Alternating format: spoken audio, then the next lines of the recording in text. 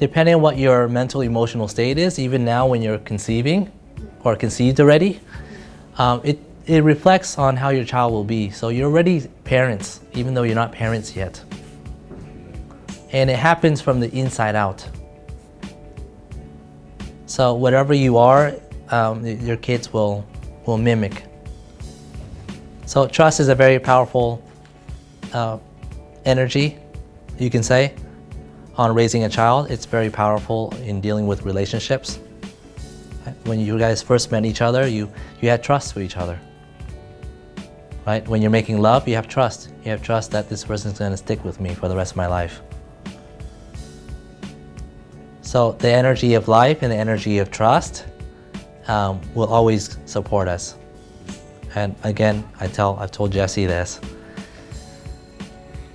Life will always be a better parent than us. So the strategy of this is, how can you restrict your child without saying no? Because naturally, if they do something dangerous, should you stop them from doing it? Or should you say no or don't do that? Because if you do, there's a consequence to stopping them, which is what I just talked about, the terrible twos. There's an upside to letting them get hurt, meaning they'll learn on their own. So there is a lot of research that supports what I say. But equally so, there's research that doesn't support what I say too. So that's the funny world we live in. We live in a very subjective world.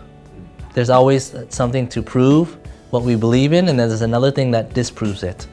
The importance of how chiropractic works is not based on what I do, it's based on what a person is perceiving what I'm doing.